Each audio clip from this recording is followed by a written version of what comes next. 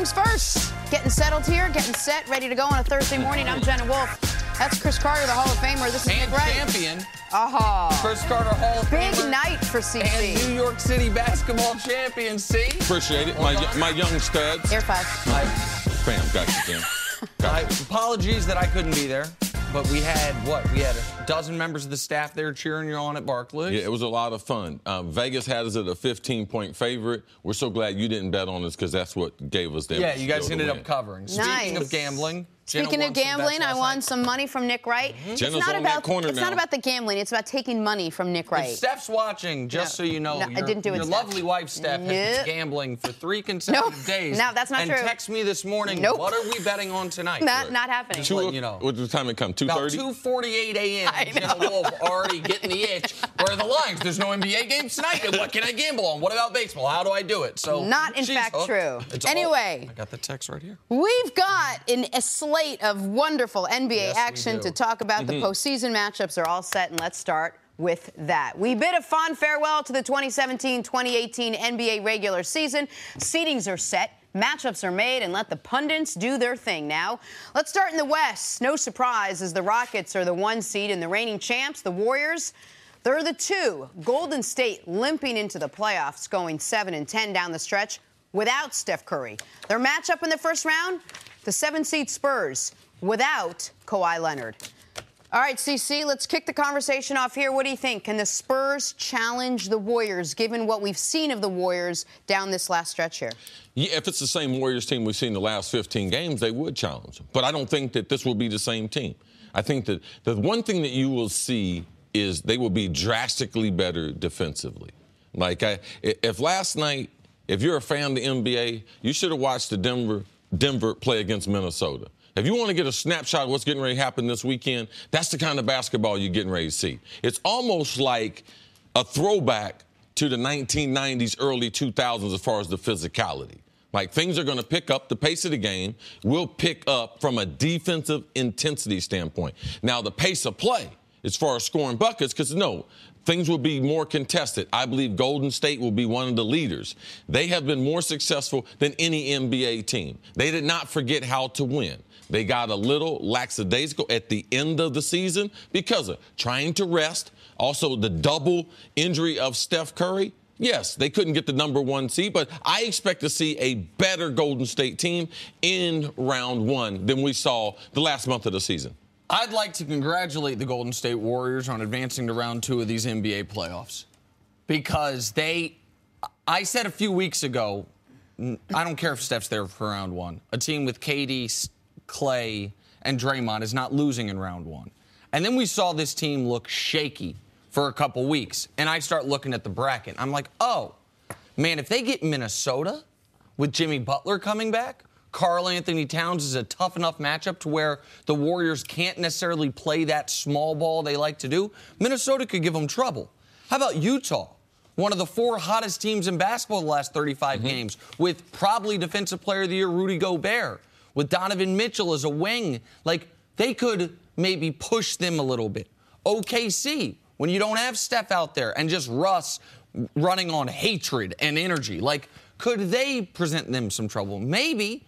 The one team that I was most confident the Warriors wanted to get is the team they got, San Antonio.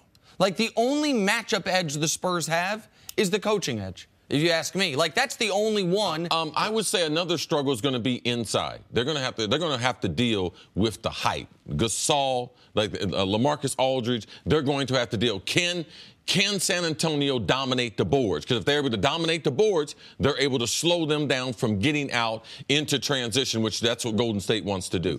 However, I agree with you there, C, but the one thing the Spurs don't have that the Pelicans had, that the Blazers had, that the Thunder had, that the Jazz had, is a perimeter player that scares you. A perimeter player that can take advantage of Quinn Cook being out there. A perimeter player that can punish you because you don't have Steph Curry to match him. DeJounte Murray is not scaring anyone. Tony Parker at this point in his career is not scaring anyone. So if the Warriors could have said, if they could have set the bracket the way they wanted it, what they would have said is Spurs in round 1, and then if we could choose round 2, Blazers-Pelicans winner works for us. Like, so I A few weeks ago, I was certain they wouldn't have any trouble in round one. Right. Then I had to look at the evidence from the last few weeks. I was like, oh, they get Minnesota.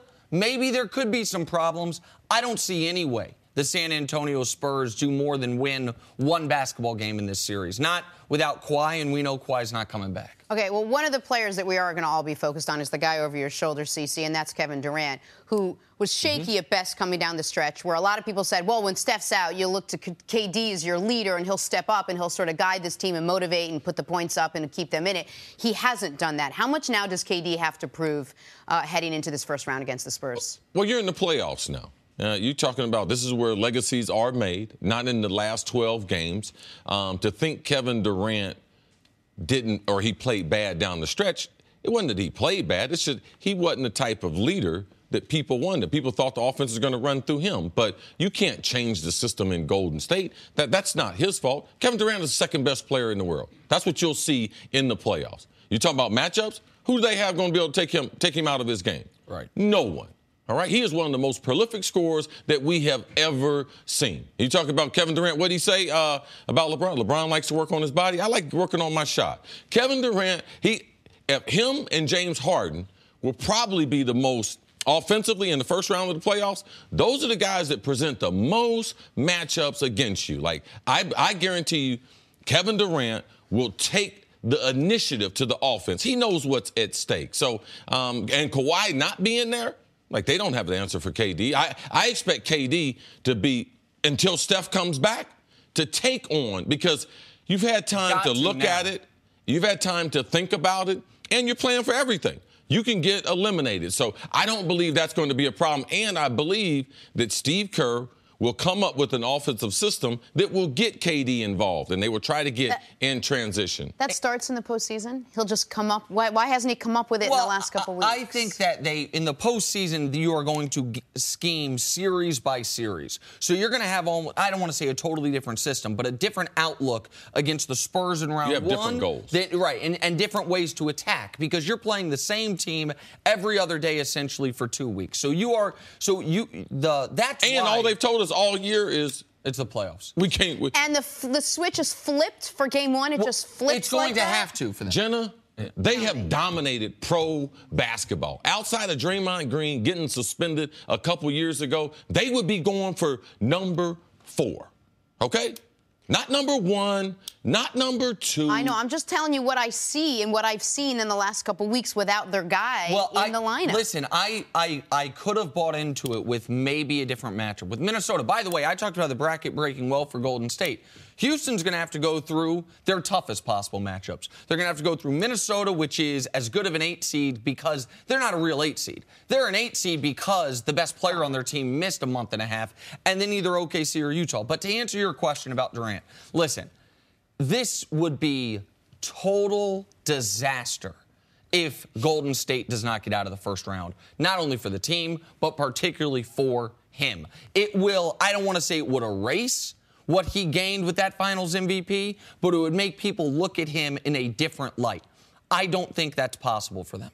Like, I don't think that's going to happen. Barring significant injury.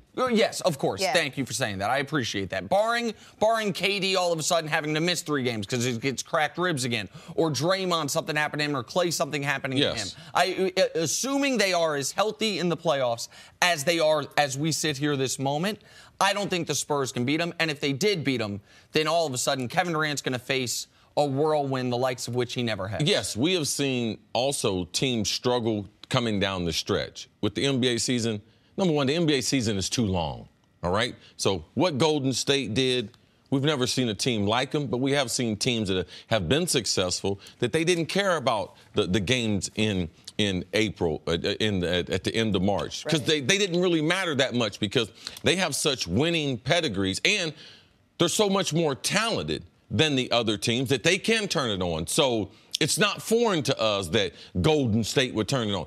Cleveland has done this. We have seen other teams do this, so we expect Golden State to do that also. What I will say, Jenna, is I'll tell you what Greg Popovich, I would imagine, is telling his team.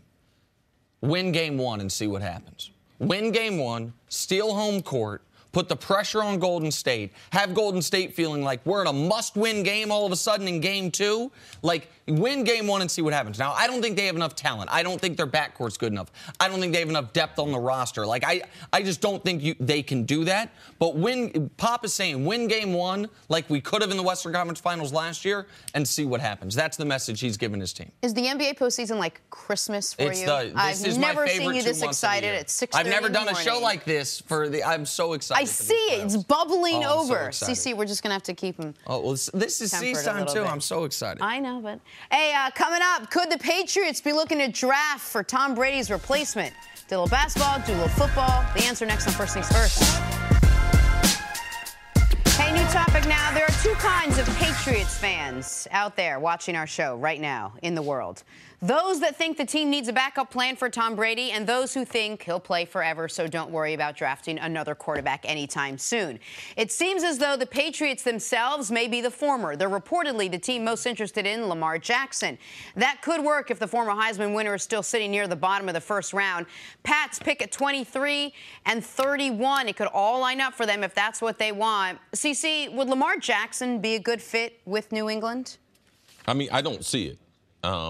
Based on what I've known from Bill Belichick, how he, from a defensive standpoint, first of all, how he likes to attack the quarterback. He knows football as good as any coach has ever played. And I don't think that he thinks that the running quarterback is coming back. And so I would be shocked by that. I think that his skill set, and I could be wrong. Belichick could surprise me. But what they've done, how he's attacked offenses, what they do offensively, as quick as they get the ball out of the quarterback's hand, as quick as anyone in the NFL. Now, that's not just a Tom Brady thing.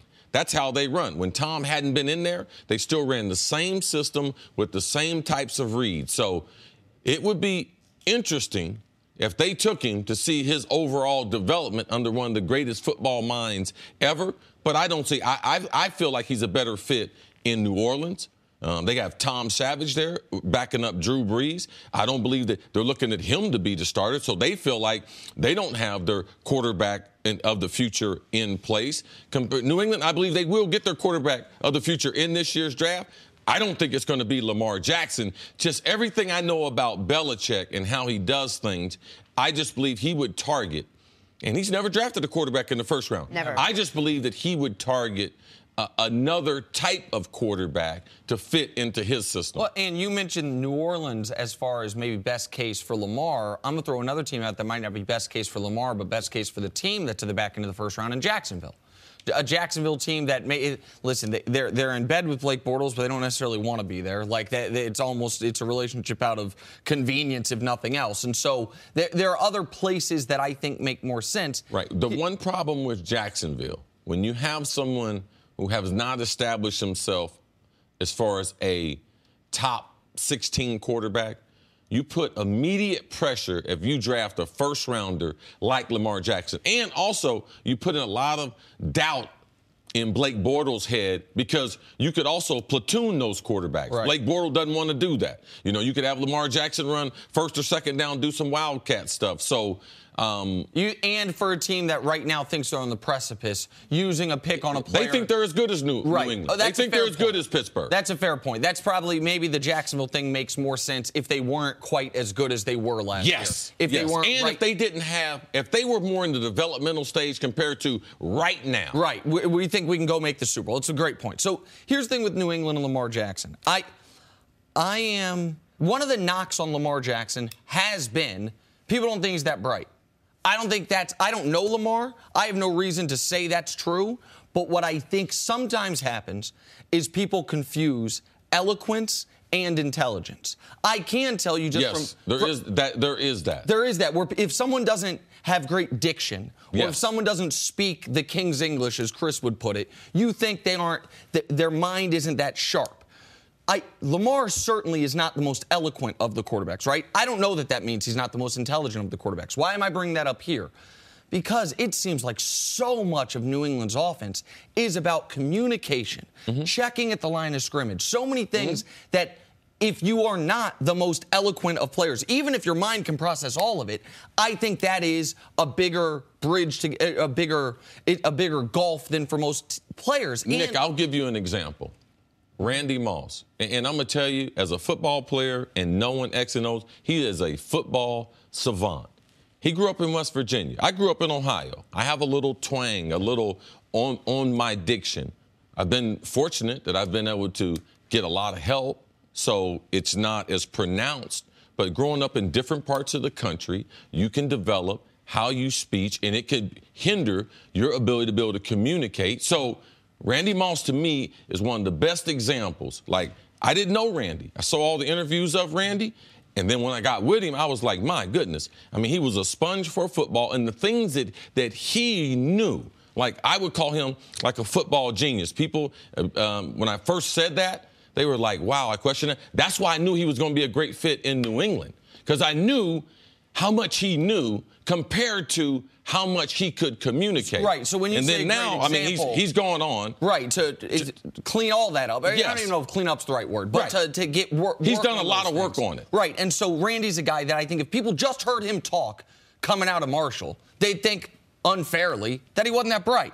When in reality, he had an accent, he didn't have the greatest maybe grammatical rules, but his football mind was there. So I wonder if some of that's happening to Lamar, where people assume he's not bright, when in reality, it's just he doesn't speak the way, a lot of us many people were taught to speak, or many people grew up speaking. Go ahead. There's a reason this report came out. What is it do you think the Patriots see in Lamar that, knowing the way he plays and his style and what he can and cannot do, that would actually help the Patriots if he's not going to step up right away and be Brady's back? First of all, when we're getting ready for the draft, there's a lot of reports, there's a lot of people saying things. There's also a lot of smoke that people will throw out not because their interest, because someone else. New England might be throwing this out there because they're drafting at the 23rd spot. Yeah. The Saints are at 27. So sometimes it's about positioning. I don't believe that they're as interested. This draft process and what people say, a lot of time it's just throwing people off course. New England, they're not a team. If they were interested in him, we wouldn't know it. You wouldn't know about it. No. What about one other thing? I remember Coach Mangini, and by the way, Lamar was a better college quarterback than Brad Smith, and Lamar, I think, is going to be a successful pro quarterback. But Jenna brought this up in the morning meeting, that Coach Mangini talked about when he called Brad Smith and said, we're drafting you with the Jets. Right. We're going to give you every opportunity to work at quarterback, but we're going to use you in other ways. Do you think that is at all a possibility with the New England thing? Like, hey, we're going to groom you as a quarterback as well, but we're going to try to get you on the field in other circumstances. Bill Belichick can do whatever he wants with my talent, all right? Like, he knows what's best, and he knows what's best way to introduce me to the NFL. And he feels like I need to play something else until Tom Brady, because you have to realize what's behind that. Like, you're going to take over for the New England Patriots. Like, he's making a commitment to you. He can do whatever he wants with my talent. I would trust him. A whole bunch of other people, I wouldn't trust them. But I would trust Bill Belichick that he would do what was best for him. Then there's the irony that yesterday we spent the whole show saying the knock on Josh Rosen was that he might be too smart. Hey, you got a Goldilocks zone of intelligence. The knock on Lamar Jackson that he might not be smart enough. These are all rumors. They're all swirling around. Maybe we need to be careful with the reports that we report on. Coming up, have we seen the last of Dez Bryant in a Cowboys uniform? The answer next on First Things First. Last night, Dwayne Wade and the Heat closed out their regular season against the Raptors. Doesn't feel like it, but this is D-Wade's 15th year in the league. Here's what he had to say post-game about that accomplishment. When's the last time somebody drank champagne out of a flute in this locker room? It's a long time ago. You guys never, when you did drink champagne in here, I don't remember glasses. Yeah, it was. No, so me and UD celebrated our 15th year together. I mean, this was just me and UD. This is the vets celebrating the end of regular season of our 15th year. It really means something. Every time you complete a season, especially as you get up there. So we in the back, both of us a little tipsy. We didn't drink a lot. Anytime you can drink with your shirt off is an interesting way to drink. Well, that's one way to look at it. Udonis Haslem, by the way, this guy is an unbelievable story. Like, D. Wade playing for 15 years makes sense. The guy's top 5 pick, star at Marquette, future Hall of Famer. UD being a Heat lifer and doing what he's done. Yeah, He's Miami native. Miami native, played high school basketball under Frank Martin, now the South Carolina head coach. This guy has just been a hard work all-star forever. And for him to still be on an NBA roster along with D-Wade is so great. Yeah, it's a tremendous credit to Mickey Erickson, the great owner of the Miami Heat. He believes in having the players for a lifetime. Lonzo Mourning, great Heat player, working with the organization. Them kind of mending their fences with Dwayne Wade, bringing him back. So it does mean something to certain teams. And in Miami, and Pat Riley, Mickey Erickson, they do it the right way. Absolutely. It's a great story. Can I just say one thing before we move on? Yeah. Is that a chain tattooed around? Because if it yes. is, I'm just... Yeah, you wouldn't have to actually go rosary. get... It's a rosary. Okay. I didn't know if it was a rosary. I couldn't see all the way down, but I'm just saying it would be one way for you not to have to go out and get it. Oh, you're saying for me is I could have just gotten... you want to get another chain in this way. I wasn't talking about any of that. I don't exactly have the chest for those big tattoos. Not exactly doesn't fit my... Took me a long way to get you there, but I did. My body. Stories to start your morning. Last night, the T-Wolves edged out the Nuggets 112-106 in overtime to clinch the last playoff spot in the West. One of the rare win-or-go-home regular season games. So what does Minnesota get for their big win? Only the 65-win Rockets in the first round. Nick, can the T-Wolves put up a fight against Houston? I think they could win 2 games. I don't think they can get it to a game 7, but I think they can win 2 games. I do. I think that is the team, Houston, of the likely first-round matchups, the least likely, the one they least wanted to face in Houston. I think that you've got 2 legitimate all-stars in Minnesota. So, I mean, no, I would be shell-shocked if they beat the Rockets. That would be a total debacle for them. But I think they could win a couple games. I think this could go 6. Congratulations to the Timberwolves' first playoff berth in 14 years. Jimmy Butler. I mean, only playing 3 games after missing an extended amount of time. They needed all 3 of those wins to get him in. And last night, played over 45 minutes. I mean, that was a good basketball game. It was nice. A little preview of what we're going to see, the type of intensity in the playoffs.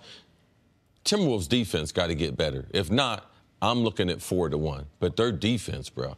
Man. Their defense, not good. And, by the way, if you watched last night, you got a preview of playoff officiating. Gonna let them play now. Gonna let some contact happen. Not gonna blow a lot of whistles now. Let the guys figure it out. All right, the Trailblazers hosted Donovan Mitchell on their Jazz in the season finale last night. Damian Lillard dropping 36. The win gives Portland the 3 seed. They will face the Pelicans in the first round. Chris, how dangerous is this Portland team? Man, they're dangerous. They had a great season.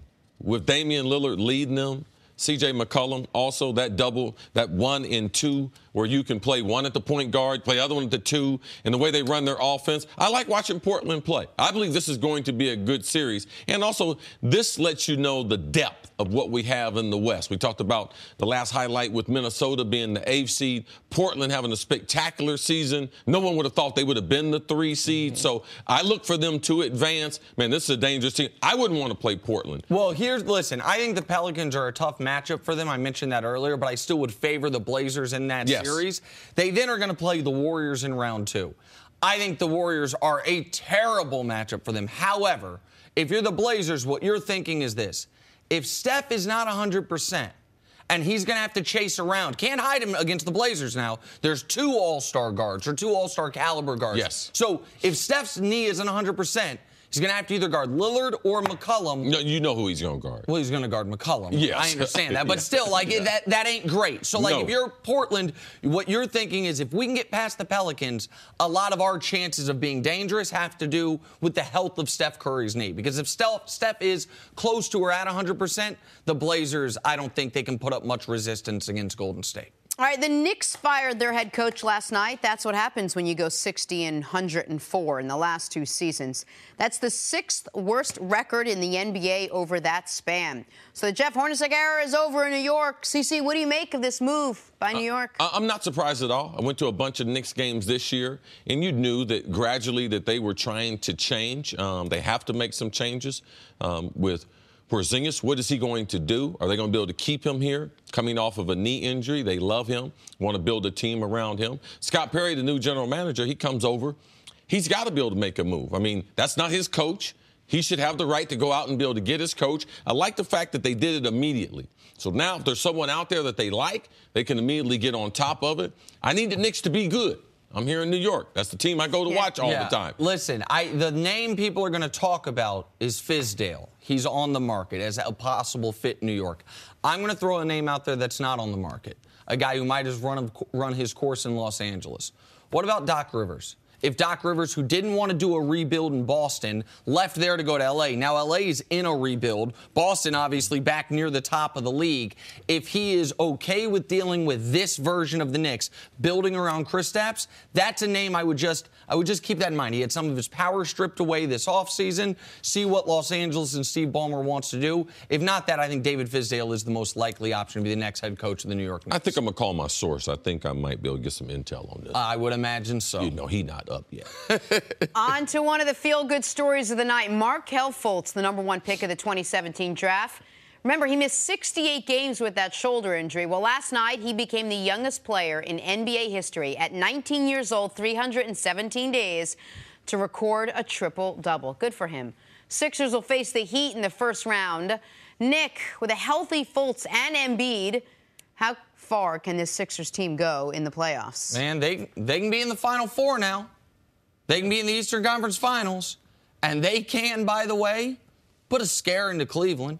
I would argue Cleveland is looking at Philly with more trepidation, more concern than they have any Eastern Conference team since LeBron got back there. I know the Hawks won 60 games. The first year LeBron was back, they swept them. I know the Raptors have thought they were close. The Raptors one time took them to 6 games. But that series was really never that close. Cleveland was clearly never worried about Boston last year. They said, Boston, take the 1 seed. Go ahead. We'll steal it back in game 1 of the series. Philly's dangerous. And if we're talking about Philly and Cleveland, the one other thing that Philly, if that matchup happens, that plays in their favor, CC, is by the time the Eastern Conference Finals come around, Philly's no longer a team without playoff experience. They'd be a team with a bunch of guys with 2 rounds of playoff experience. Like, if you make the playoffs one year and get bounced in the first round, the next year we say, oh, you've got playoff experience because you played 5 games. If Philly gets to the Eastern Conference Finals, they will have played 10, 11, 12 playoff games. I still think Cleveland is the drastic favorite in the East. But as I've been saying for the better part of a month, if you tell me Cleveland doesn't make the finals, who does? My answer is the Philadelphia 76ers. How far can they go? They're one of the best teams in the East. You got Toronto, Cleveland, and Philadelphia, in no particular order. How will Joel Embiid come back? How will he be with contact? We talked about the Denver-Minnesota game. Now, Joel Embiid couldn't have played in that game. That game was too physical for him to go in there with a facial fracture. The one thing that I'm concerned about, I don't agree with Nick that if you do win 2 playoff series with this young team, that now all of a sudden you do have playoff experience. No, because you've never faced a superstar. If you go through 2 rounds, you ain't faced no one.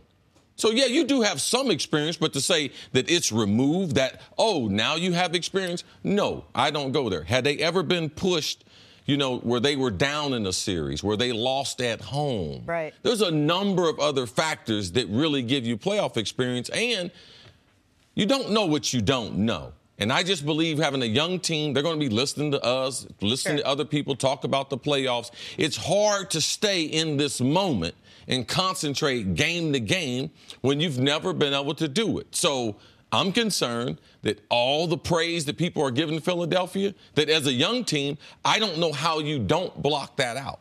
Well, and I'm going to add one other thing about their first-round matchup.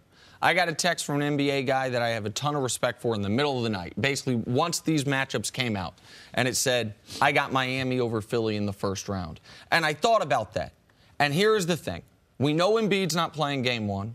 We also know Embiid and Whiteside have a bit of a rivalry, and Coach Eric Spoelstra has seen how teams would guard LeBron when they didn't think LeBron's jump shot was working. Ben Simmons' jump shot will never be working. Right. Will he try to use some of the way the Spurs guarded LeBron in the 2013 NBA Finals on Ben Simmons?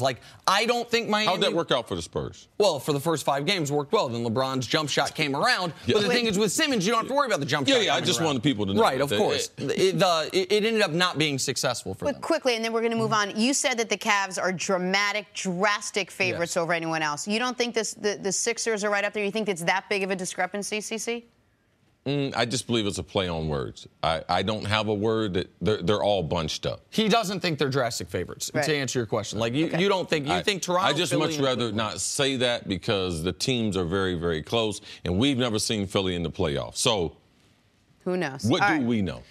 Let's move on to football. You remember that long-awaited meeting between Jerry Jones and Dez Bryant? You know, the one that was supposed to happen about 300 times already? You know, the one where Dez is most likely going to be asked to take a pay cut, but he's already said he doesn't want a pay cut, so it's probably going to be awkward. That one? Well, it's reportedly happening Friday. Bryant is due $12.5 million with a $16.5 million cap hit in 2018. Cece, how badly do the Cowboys need to make it work with Dez, given what the rest of the wide receiver pool looks like in the league right now and what's available to them in the draft? Well, it's in their best interest. It's always in your best interest to continue to cultivate and develop the talent that you have made an investment, not only in draft pick, not only in resources, in time. It would be in their best interest now. They have a lot of faith in the new wide receiver coach that they have, that he can add something to Dez's game, because they don't have a number one receiver. Like, you can't have Super Bowl aspirations, have the way the team is built, and not have a guy that you can go to, a guy you're expecting to get 1,200 yards, a guy you're expecting to get 7 to 10 touchdowns, and you're not going to have that on Dallas's roster if you cut Dez. Dallas, they should have been talked to Dez. It shouldn't have gotten to April. It shouldn't be to this point. They should have talked to Dez before free agency opened up. Now, the reason why they could only be a limited participant in free agency, that's because of their salary cap and their salary cap restrictions. But they should have been talked to Dez. This is not a conversation I would be wanting to have with an owner.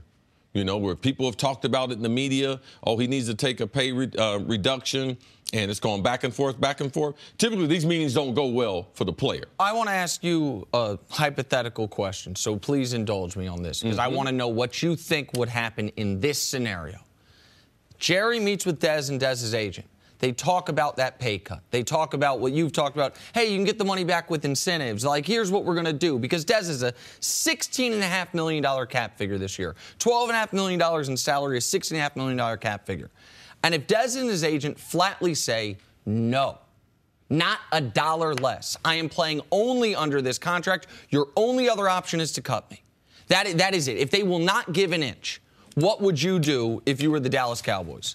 Start packing his stuff. You would? Yep. Start packing his stuff.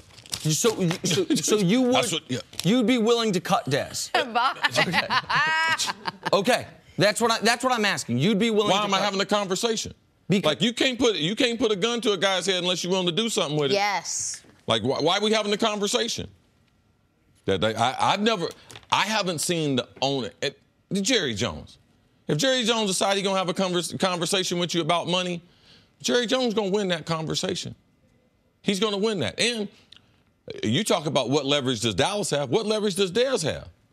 Dez is worth more in Dallas. Dez's brand is worth more in Dallas. All Dez knows is Dallas. Agreed, which is why I think the logical solution for both sides is to do the type of contract you've talked about. Reduction in pay, but you can get it back if you hit these thresholds. But I've learned too much over the years covering pro sports that we can't just say, oh, both parties are going to act logically. Both parties are going to say, we're going to do what is logically the right thing here. And I don't think it's out of the realm of possibility that Dez and his representation would say, no, we'll call your bluff and see if it's a bluff. Now, you're saying it's not a bluff. Okay, look at the salary cap. Look where you can go to get $12 to $15 million. Where else can Dez go? Almost nowhere. Correct. Oh, okay. Almost nowhere, and certainly nowhere with the branding of Dallas, and certainly nowhere with the championship aspirations of Dallas. Teams that have that type of cap space, I mean, San Francisco might. The Jets definitely do. Cleveland definitely does. Not places. Wow. Right. No. That's warm and fuzzy. But the flip side to that question is, and if I were Dez's agent, what I would be saying is, okay, you're right. Where can he go get that money? You look at the free agent wide receiver market. Where can you get even this lower level production? Where are the 900-yard receivers, 7 touchdown receivers, which what does is been? Sometimes you get caught up in that, and sometimes you lose your job, all right? You try to overplay your hand, all right?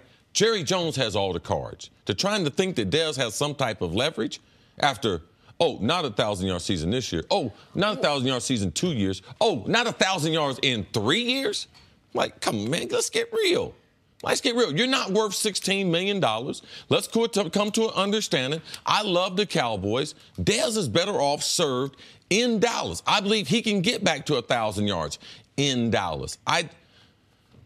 It was hard enough for Dez to get comfortable in Dallas. I just don't know how quick he can get comfortable somewhere else. And there's not that type of money out there. Is there something to read into and why this has been such a delayed meeting? We've been talking about this for months, about this conversation. Why have we waited so long? If we know Jerry Jones and the Cowboys want him to take a pay cut, and we know Dez Bryant doesn't want to take a pay cut, we all know everything. Why are they waiting so long? I don't know if that's part of the play. Well, a couple things have happened. Dallas went through the rest of their roster. They made some adjustments in contracts so that they could get under the salary cap, get more salary cap dollars. And they participated with Allen Hurns in free agency. They signed a couple other players. Their biggest question hadn't been about Dez. It's been about DeMarcus Lawrence, their defensive end, franchising him. So it's just a business NFL timing thing. And if the Cowboys are run well from a front office perspective, and they have been the last few years, what I think also probably happened was they do their own prognostications about what free agency is going to look like, what guys are going to sign for. And I would imagine one of the reasons they wanted to wait, because you would think waiting hurts the Cowboys, because of the point I'm making. Unless their analysis showed, well, what's going to happen is you're going to see receivers who have been far better than Dez sign contracts for far less than what we're paying Dez, and that helps our argument more. Sure. That helps. And those spaces get taken. So there's less. Those dollars get used. So you have less spots that you can land. Right. All right, let's take a break. Let's go back to the NBA playoffs. How much harder is the Cavs' road to the finals now that they're the 4 seed? Next on First Things First. Back here on First Things First, we welcome in the czar, former NBA head coach Mike Fratello. Coach, thanks for being with us. Coach. Morning, gang. Now the fun begins. Yeah. Right? You've had 82 games of semi-fun, and now we have the next season to talk about. Nick's excited. CC's excited. Headline, the Cavs made the playoffs. Smaller headline, smaller font, of course, as the 4 seed. Cavs lost to the Knicks last night. LeBron played just 11 minutes, but still enough to notch 10 points and still enough to say he's played all 82 games this year. So they play the Pacers in the first round and then likely match up with the top-seeded Toronto Raptors in the second. All right, Coach, let's take a step back and break it down. How much does it matter that the Cavs are in that 4 seed? Well, what matters is, and going back to what you just mentioned last night, if they kept looking up at the scoreboard, they saw that Philly jumped out to that 30, 35-point lead right away in the first quarter. They were not leaving any doubt that they wanted that 3rd spot. Cleveland looks at it. They figure Philly's not losing this one. Interesting, I was following it, and once he got to 11 minutes and the 10th point went up, it was like, sayonara, he's gone. What it means to him now is that, one, they open up with a team who has beaten them 3 out of 4 times this season in Miami. In Indiana, excuse me. Yeah. And they just seem to have the Cavs number. They just played well each time they played him. They made shots. Oladipo was tough for them to defend. But earlier in the year, everybody was tough for Cleveland to defend. Now, whether they can get the defense back together, that remains to be seen. Past that, and we all know that LeBron has never lost in the first round of the playoffs. I think it's 12-0 in first-round games. Then they meet up with Toronto in round number 2. And Toronto having the best record in the Eastern Conference, the problem there is Cleveland has knocked them out the last 2 years.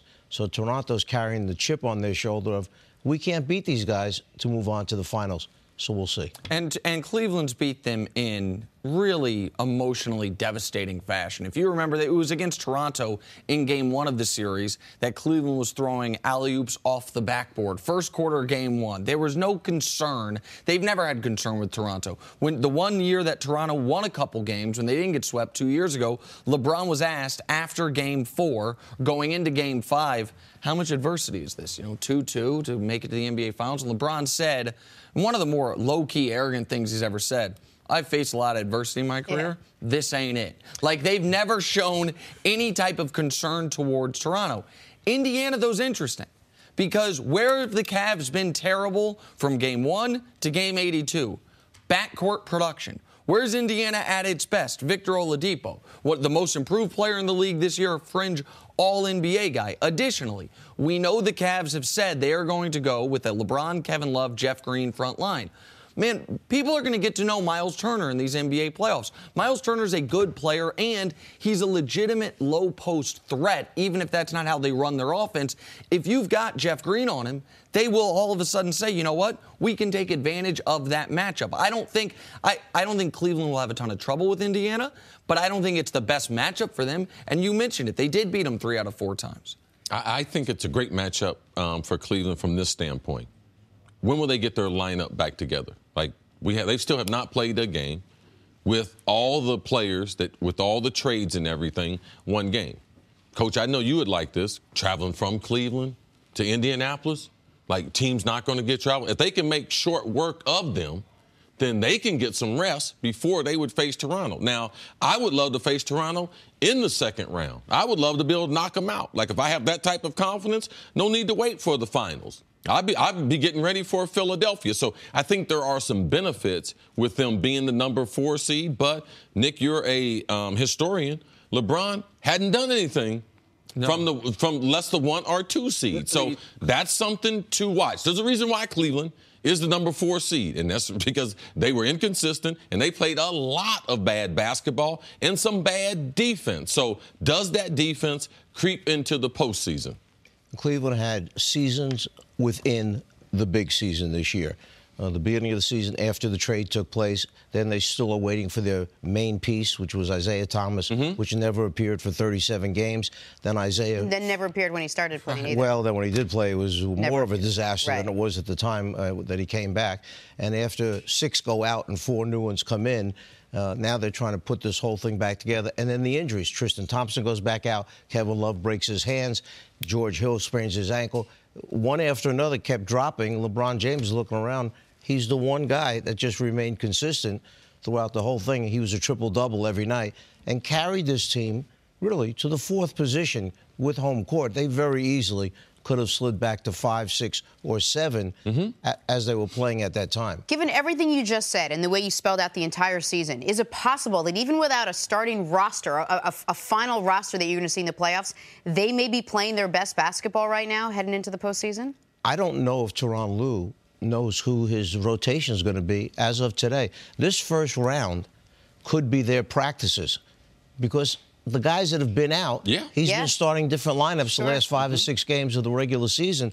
So now, who do I come in with first off the bench? He made the commitment of Kevin Love at the 5 spot rather than Thompson or Larry Nance. Is one of those 2 guys out of the rotation now?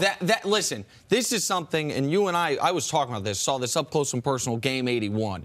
Since they've made the front line be LeBron, Green, Love, in the couple games since then, Ty Lue has done something that is baffling to me, which is played Nance and Thompson simultaneously. You can't do that. Which was a very short-lived experiment. But he did it in consecutive games. It was short-lived in both games. It's like, I think it's because he doesn't want Thompson to be out of the rotation. He's one of only 4 guys on the team that's won the championship with him, that's been there for the full run. But he would be the odd man out. Like, Tristan Thompson would be the guy that if he's not your starting center or your backup center, your third-string center does not get on the court in the NBA playoffs. Nick, who loves Larry Nance? LeBron James. Absolutely. He loves Nance because Nance is high energy. When he throws it, Nance finds it and finishes the ball. So now you've got the problem, like you said, the respect of Tyronn Lue. Look at the respect he gave Wade when he came in the beginning of the year. He took J.R. Smith, took him out of the starting lineup to put Wade in out of respect for everything Dwayne has done. That wound up taking J.R.'s head, and he puts his head down because he's not starting anymore. So he has great respect for the players. Thompson's part of the 3 times to the finals. How do you work it in? Yeah, well, Larry Nance Jr. is Tristan Thompson from 3 seasons ago. With a better offensive game. Yeah, and LeBron can see that. Like, they're a better team with Nance playing a role coming off the bench. Jen, I will add this, because you're right, and CeCe made the point, and it's amazing. 82 games of the regular season. 0 games with the full complement of players they're going to have for the playoffs. There's not been a single game that was played where the roster, as it is now, was fully healthy. The first game they hope will be game 1 of the playoffs. The reason that is less of a concern in the playoffs than the regular season, as odd as it sounds, is LeBron, instead of playing 37.5 minutes a game, is about to play 42 or 43 minutes a game. And when you only have to figure out 5 or 6 minutes a game of non-LeBron rotations, it's so much easier. Because guess when Jeff Green plays his best basketball? When LeBron's out there with him. Guess when Kyle Korver plays his best basketball? I play my best basketball when LeBron's out there. And so you're not going to have those big stretches of time without LeBron James the way you do at the beginning of the second quarter, beginning of the fourth quarter in the regular season. Coach, stick around. Got more to talk about. Coming up, should the Warriors be on upset alert against the Spurs? That's next on First Things First.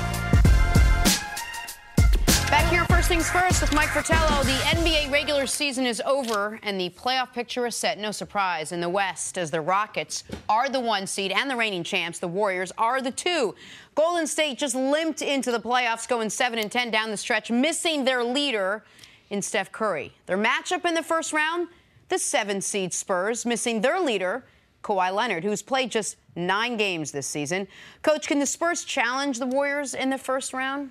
I wish I had a special announcement right now that Kawhi will be back. Wouldn't that be great to announce? Certainly would. I think San Antonio would really appreciate that. Pop would be like, there you go. But having dropped 3 out of the 4 games this season to Golden State, Pop has been obsessed the last few years of finding ways to beat Golden State. And let's go back to game 1 of the playoffs a year ago when, what were they up 20, 18 points against Golden State, and Kawhi goes down. And Kawhi goes down, and that was the end of it. Yep. And they were, by the way, that was midway near the tail end, or midway through the third quarter. So I say that to say this. They couldn't hold. It'd be one thing if, they had this big lead, Kawhi gets hurt, they then lose the series. They lost that game. Once Kawhi went down, they couldn't even hold a near 20-point second-half lead, which I think goes to your point. But go ahead. Yeah, no, this is just how important that piece was. And this team has waited the entire season. And look, you guys might know what's going on behind the scenes, but this is very strange. Whatever has gone on, whatever the division is between Kawhi's camp and the Spurs organization, very unlike the San Antonio organization to have something like this happen. And you have to scratch your head and say, what's going on? Let me fill you in. Tell me. All right? The organization, the doctor said clearly Kawhi.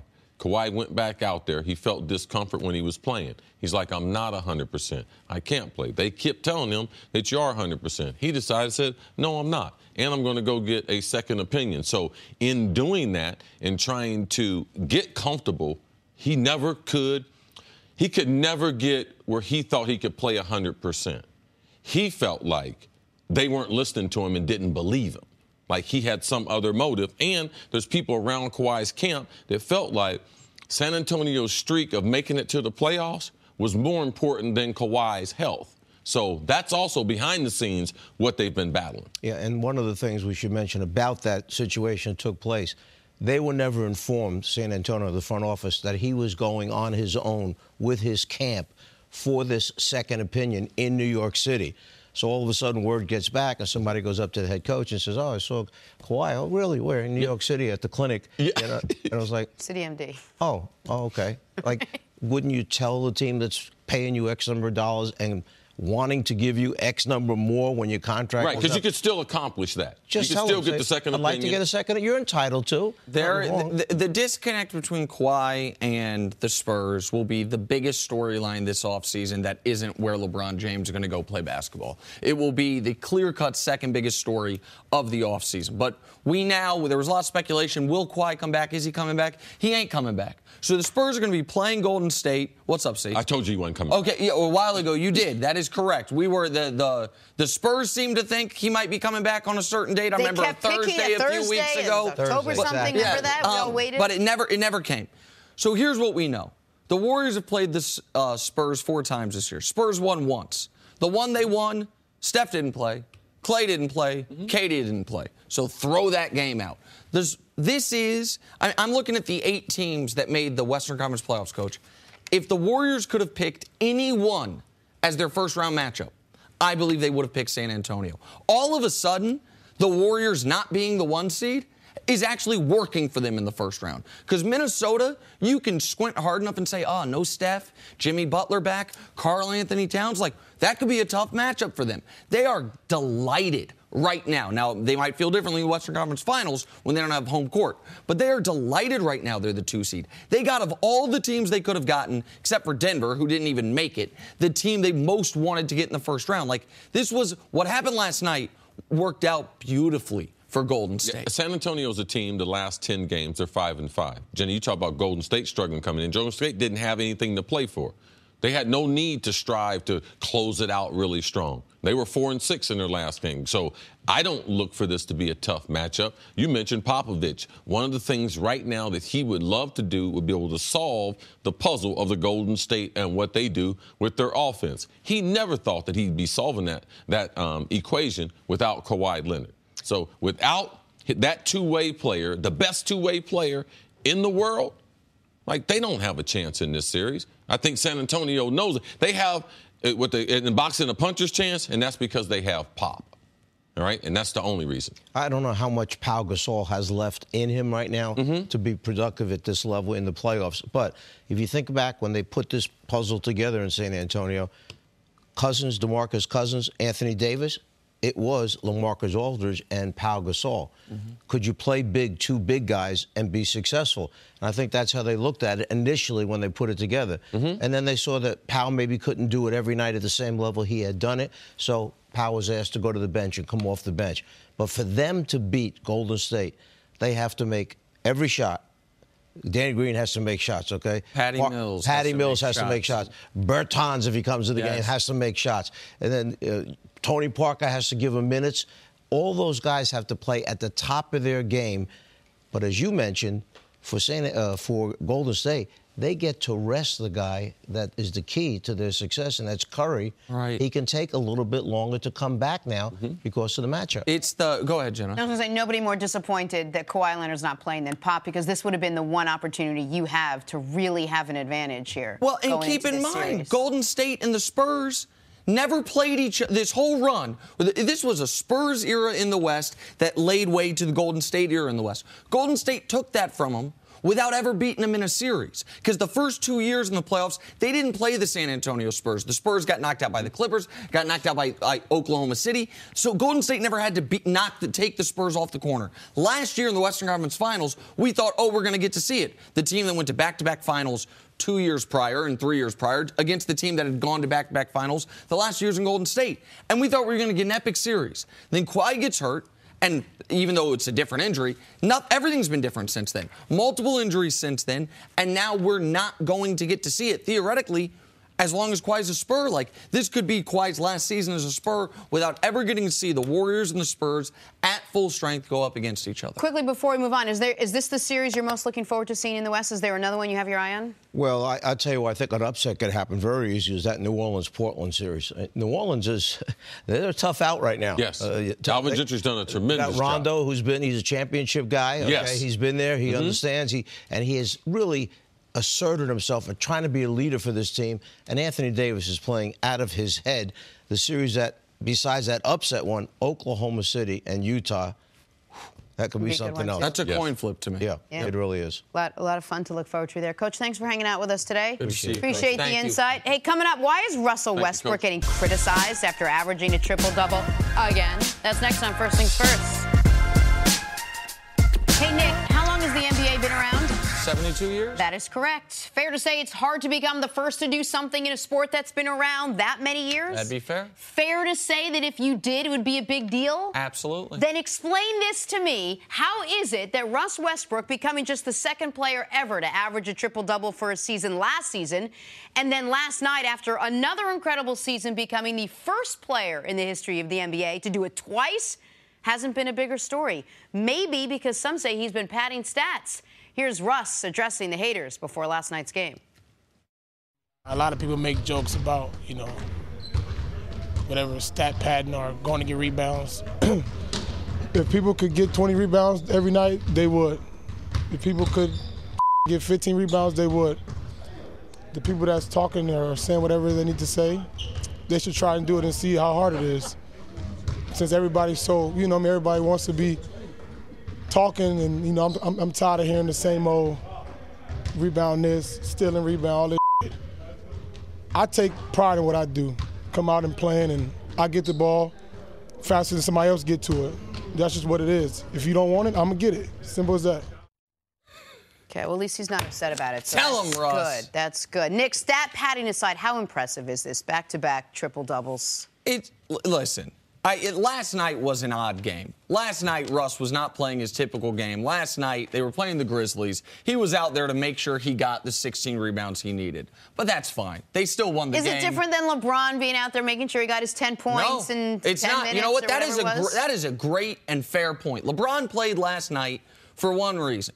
To make sure he played in all 82 games, and once he was going to play in all 82 games, I ain't breaking this streak because we're resting now. Yeah. So make sure he gets 10 points. It's a great comparison. What has happened with Russ and the triple-doubles in my eyes is this. Last year, Russ averaging a triple-double because it was so new and because we thought for a long time it would never be done again. The reason people know Oscar Robertson's name more than they know Elgin Baylor's name, it's not because Oscar was a wildly better player than Elgin. It's because Oscar has something that was attached to him. Oh, the only guy to ever average a triple-double. And we thought maybe the only guy that ever would average a triple-double. So last year, Russ doing it, in my eyes, was probably actually slightly overrated. It won him the MVP when I think he should have come in third in the MVP. And this year, now the backlash to the backlash has been, this year, him doing it again has been underrated. It was something, Chris, you and I were on the phone 2 weeks ago, and the Thunder game was on, but I didn't have the sound on. And I said to you, I was like, you know, Russ needs like 46 rebounds to average a triple-double. And you said, you're like, they just mentioned that on the broadcast. Like, no one's been talking about it. Like, it's flown under the radar this year as opposed to last year when it was clearly like a goal of his. And now people are acting like, oh, yeah, anyone could do it if they if they stat padded. Man, anyone could not do this. You don't think LeBron would have liked to average a triple-double one year? He hasn't been able to. Like, no one has been able to. A lot of guys would have liked to. So I understand Russ's pushback on this idea that it's a fraudulent accomplishment. Well, there's a lot of ignorance in covering sports. And Russ is right. If you could get 15 rebounds in the NBA game, you wouldn't be sitting on TV talking about basketball. Someone would have you employed. You would be gainfully playing in an NBA jersey. And if there was an NBA player, you mentioned it, LeBron. The reason why LeBron don't average no triple-double, because he can't. Russ is the only guy in league history that has been able to do it. I mean, Oscar Robertson was a special basketball player. Not only did he have the ability to be able to score at 6'6", 6'7", his ability to be able to dribble the ball. He wasn't a once-every-decade type player. He was the only player in NBA history that we had seen like that. And then Russ comes along. And then now people talk about, well, oh, it's easy to do. No, it's not. Russ is that kind of talent, but Russ is the kid that when he's playing in youth basketball, he's scoring all the points and getting to all the loose balls. Russ is that guy in the NBA. Yeah. Now, if you don't like it, like, that is your problem. But that is who Russ is. Watch the game. Watch when the ball. There are so many 50-50 balls that Russ gets to because of his tenacity, because of his attitude. And also, as far as last night's game is concerned, when you have played the NBA season the way these guys have, when you averaged a triple-double the year before, you have earned the right in the 82nd game of the year to go out there and chase the stats because of what you did on a nightly basis. LeBron James, when you have scored how many games over 10 points? It's 871, 879. So go out there and get your double. When you have played 81 games, all of them, when your team, as Coach pointed out, that they've been through basically 3 seasons in one, you have earned the right to do that. So for me, I don't think, and I'm from Russ's camp. You know, I question what your basketball IQ is in watching Russ and realizing that anything that he does, it's not easy to be able to do that. Why isn't this a bigger deal then? Are we? I'm going to tell you why. Okay. It's because the guys who cover the league who might have the highest scored IQ, when you say basketball IQ, just general IQ, we have in a way swayed too far in the analytics direction. I love the basketball analytics. You know, I bring up stats, value over replacement player, box score plus minus, true shooting percentage, effective field goal percentage, a lot of things that I think are valuable and important. But there is no way to measure the boost that team gets when Russ comes flying in from 18 feet out for a putback. That is immeasurable, but I watch these games, and it gives them a boost. There is no way to measure the ability he has to inspire his teammates to play harder in Game 63, because this guy's been playing that hard from Game 1 of his career to right now. There are fair criticisms of Russ. He takes too many threes. He can sometimes not be the easiest guy to play with. Maybe if he had adjusted his mentality slightly, KD would still be there. There are fair criticisms of him. But to criticize him because he busts his ass every night and says, I'm going to do something no one's ever done, and I'm going to be one of the 10 best players in the league en route to doing it, that's ridiculous. Like, we can't go so far as to where we only look at the analytical numbers and not look at what we're seeing, which is this guy's a freak. And we've never seen a player quite like Russell Westbrook. I'm Jenna Wolf, and thank you for listening to the First Things First podcast. Make sure to subscribe and tell your friends, family, and coworkers about the podcast, which, by the way, is available on iTunes and all your favorite podcast apps. You can catch a fresh new episode every Monday through Friday on FS1, starting at 6:30 a.m. Eastern, 3:30 a.m. Pacific. So long, everyone.